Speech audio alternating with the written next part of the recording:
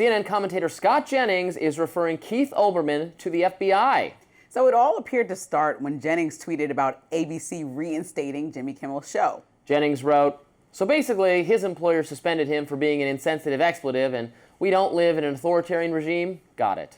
Then, according to screenshots from Town Hall columnist Dustin Grace, Olbermann responded in a series of tweets, quote, saying, "At Scott Jennings, you're next.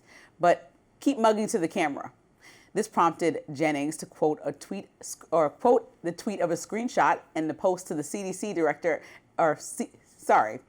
post and CC the FBI. CC the FBI director. I'm like, there's a lot of C's and F's. So he's basically telling Kash Patel, look at this, he's threatening me. Olbermann deleted those tweets then, but he issued some new ones for apparent clarification. He wrote that, quote, "We won and that the last fold to fascism was last week."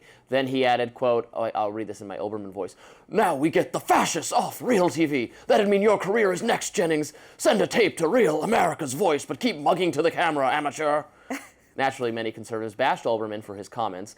Podcasters and retired sports broadcaster Michelle Tafoya wrote, "I remember when Keith Olbermann used to be able to use his words very effectively. These days, he resorts to spewing hate and vitriolic nonsense."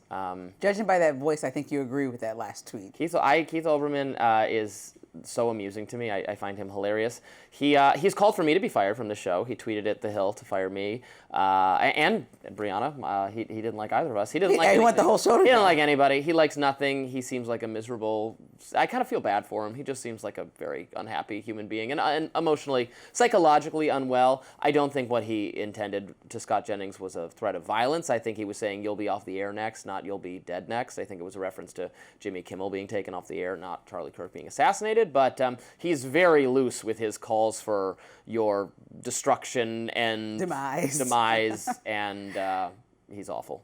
I think that any other time, I would say, we'll go from the top down, and President Trump often tweets like things will be a bloodbath, like I referenced yesterday. We talked about how his tweets are. And so I usually am very forgiving when it comes down to how you're acting on social media. However, I would say in the wake of Charlie Kirk's assassination, there should be even more consideration, especially from media-savvy folks. We're not talking about people who don't understand what you put out is next to your name, right? Who don't understand the media industry and how it can be picked up as a story based on 100 characters, should be more mindful in this moment about saying things like that. And Scott Jennings is also extremely dramatic, adding Kash Patel, trying to make a story out of it. He's not fearing for his life.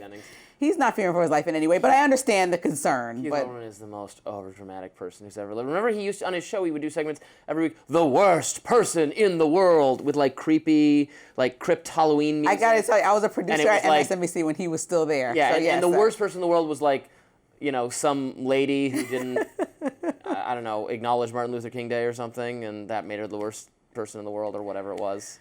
Okay, I think both sides of the aisle have dramatic content. We can be honest about that, right? Like, come on now. Very much so, but everybody has dramatic content. Nobody can beat Olbermann. Nobody can beat that. You just have this vendetta against him because he's calling for your job. I don't even have a vendetta against him. I find him, I'm amused by him. And you should I don't think you should enjoy the fact that he called for your job because Republicans are doing it now and kind of getting championed for it. So, you don't mind if people's jobs get called for. They can't cancel me. They've tried.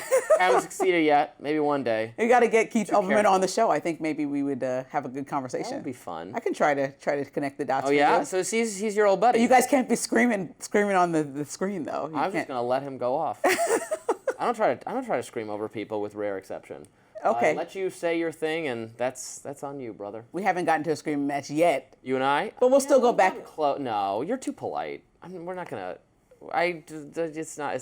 We'll see. We'll see. We're not talking about COVID enough. Never say never. Yeah. Well, I know that's what the audience wants. So we'll see, guys. You guys don't know. You gotta really. Next up on Rising, President Trump enjoys painting himself as a sort of financial savior, but the true picture looks pretty different.